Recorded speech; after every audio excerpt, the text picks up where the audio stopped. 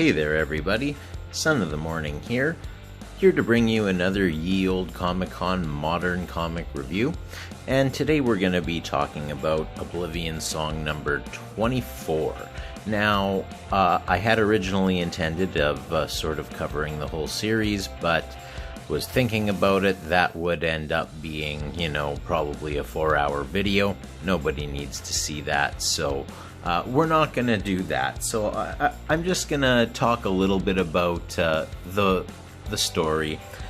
Now, the reason why I decided to read this story in the first place was because of the success of The Walking Dead. And of course, The Walking Dead was written by Robert Kirkman, and a very successful property for them, enough so that it had a hugely successful television show and that he's now the CEO of Image Comics. So these comics are on his personal Skybound label, which is distributed through Image. Now, in Oblivion Song, it's a story that takes place in half in Philadelphia and half in an alternate universe of Philadelphia. Now, the story sort of picks up a decade after this convergence happens. Now, this convergence, something happened. We'll get to that a little bit later. Something happened that caused two realms to collide, and I believe it was something about 30 miles of Philadelphia was transposed into what they refer to as Oblivion, and vice versa. When that first happened, they were attacked by monsters who came through, who ended up in Philadelphia. Eventually, they were able to defeat that. But unfortunately, when the convergence happened, the 300,000 people from Philadelphia were transposed to Oblivion and lost there. The story tells us that the government tried to go and tried to make every attempt to try to save these people, but after years they sort of gave up, except for one man, Nathan Cole. Now, Nathan Cole is he's pretty much the main character, but the two main characters are Nathan and Edward Cole being his brother. Now, one of the things that I really, really like about this story is that it is very original, and it is something different that you're not used to seeing, which is always going to be a good thing. Now, I will be completely honest with you, and I'll flip through a little bit here so you can see.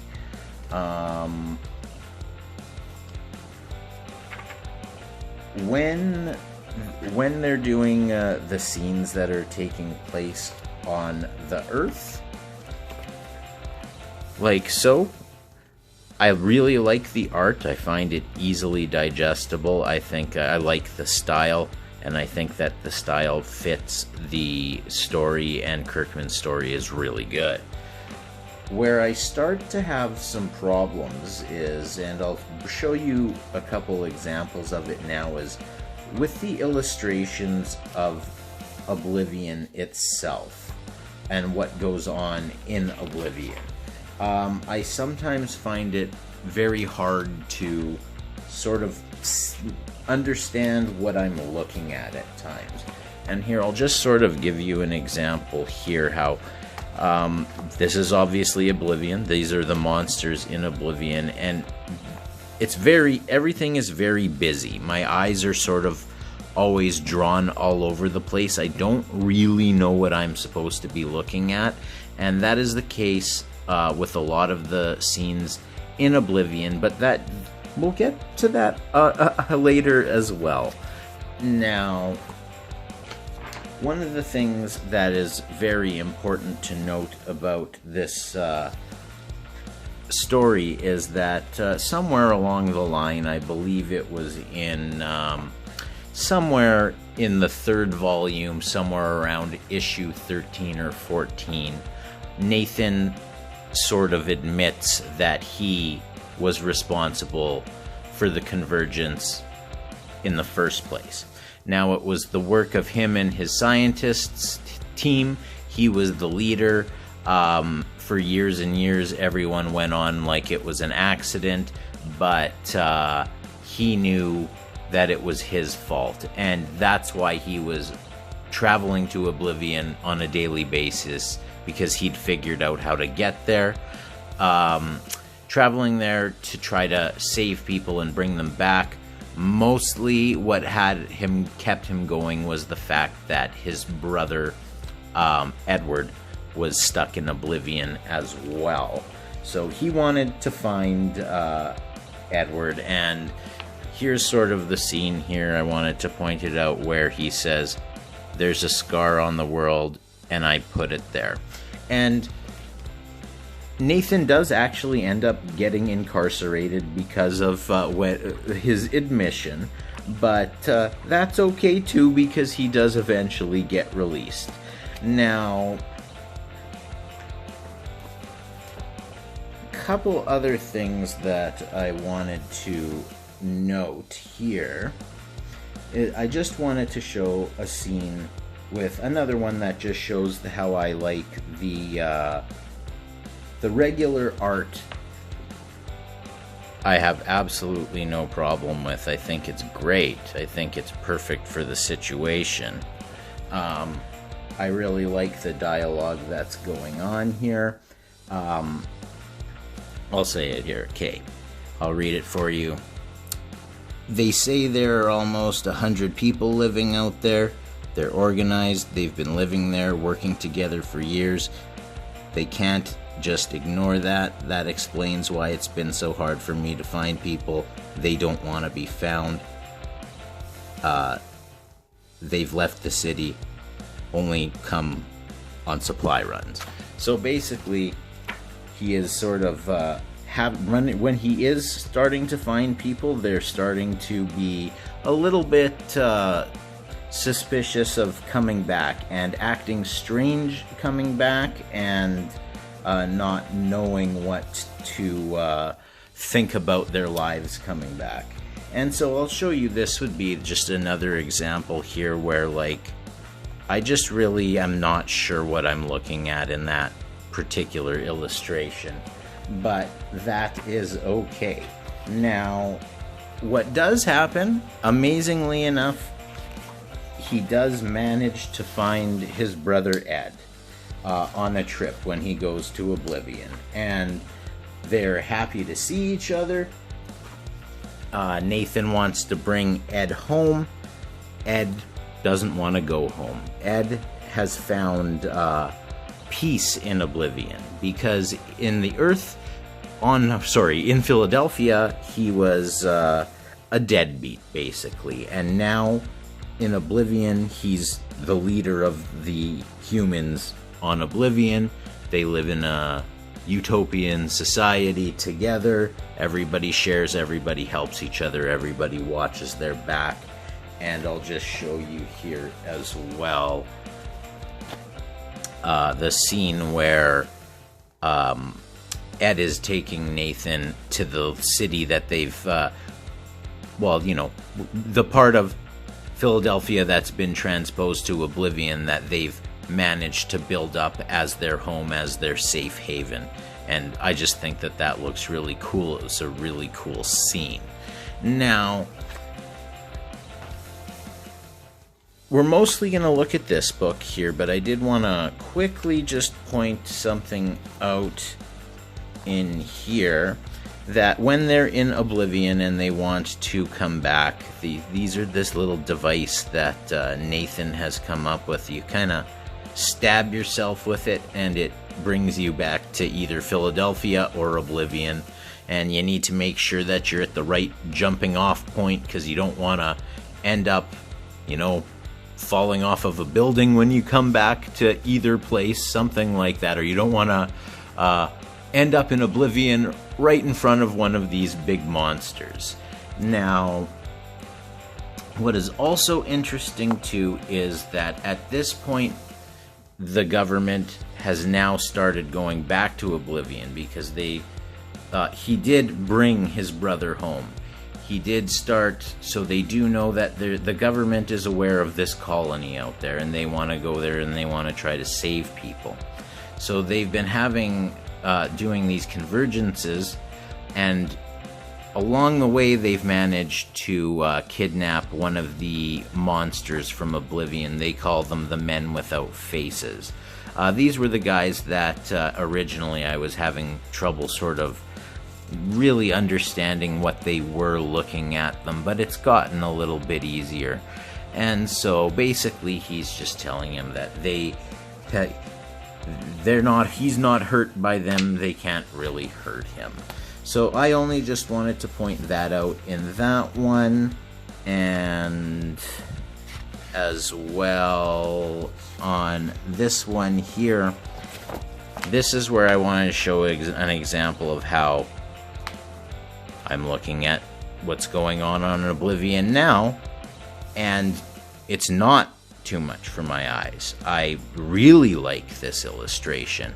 The illustrations in my mind have absolutely improved since the series began. Lorenzo De Felici has definitely improved on this style. Now, like I said, I really liked the way he drew the human Earth to start with. It was just Oblivion that was giving me some problems, but he seems to have resolved that, and now I really like the illustrations, and I really love the story, so I really just am loving Oblivion Song. So that's all I wanted to show you in that one there. So we'll get into the most recent issue, Oblivion Song number 24. Now, in this, we're not going to spend too much time going through everything because we don't want to have a tremendously long video. But there's Edward is fighting back against the Men Without Faces. He's gotten himself back to Oblivion because he wants to help get his people, basically. As you can see, like I said, the illustrations are much easier to digest here. What Ed's saying here is, unless you freaks can fly, you might want to back off. That's what I thought. They can't fly, you start shooting at them, and the man the faceless man says, don't worry about him. He's none of our concern. Just let him go. He's no problem for us. So we have here the sort of government agencies who are coming back and forth, going to Oblivion, trying to get resources. That's basically what they're going to. So every time you go to Oblivion, they got to be very, very careful, and they have to be on their guard all the time. Like he's saying here, the jump point is compromised. They're closing in. There's another down this corridor. Follow me. I've lost track how many more there are there. There's half a dozen more cells, Oscar, on it. If we can hold things down for a few more minutes, I think we're in the clear. So that sort of gives you an idea of the danger that they're facing every time that they go to Oblivion. Now, every time they go, there is more and more problems. Now here we pick it up, and Ed is saying, broken. Holy crap, I tagged it. What gives? You guys got vital organs in your shoulders? This doesn't make any sense. So I just think it's kind of interesting that that these are completely different creatures, and they're starting to learn about them. And of course, every time the government people are going into Oblivion, trying to save people, trying to steal resources. They're ending up getting slaughtered. And now it's really what what they want to do is put an end to this. They want to stop the government going into Oblivion. They want them to stay. Let's end things. Let's make it so that things go back to normal. Now, that does, of course, get complicated. And we'll pick it up sort of right here. They're about to get ready to get themselves safe. And they say, "You got everyone?" And Nathan says, "We think so. We evacuated all the cells, but we're just going to have to get everyone together and see if they notice anyone's missing." She comments, "This is just a soldier. Where's Ed? Where's Nathan?"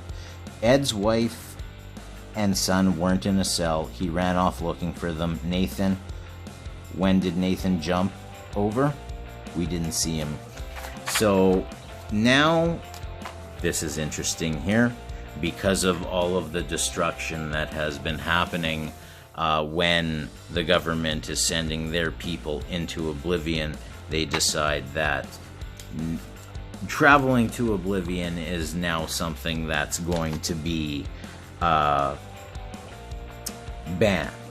And you can see here too that we're now we've gotten to the point where these are no longer just the faceless men. These are creatures that have intelligence.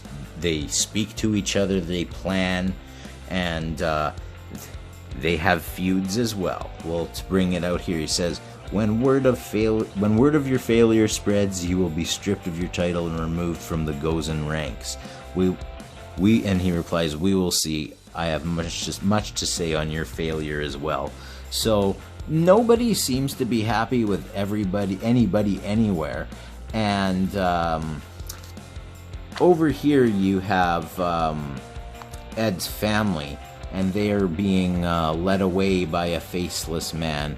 And one of them's commenting here, they're evacuating. Just keep your head down and be quiet. Where's your husband? What happened? I don't know. And then we see the convergence sort of crackle, and in comes Nathan, and he's here to save the day, which he does, at least temporarily, but he then gets attacked, and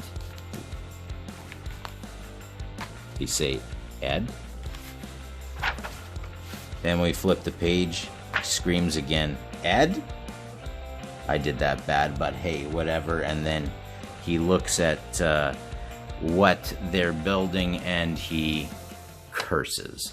So I think that one of the reasons why I wanted to cover this, and I know I didn't do the greatest job of doing an actual review of the series or this particular issue, is I feel as though that we're coming to a major climax in this series.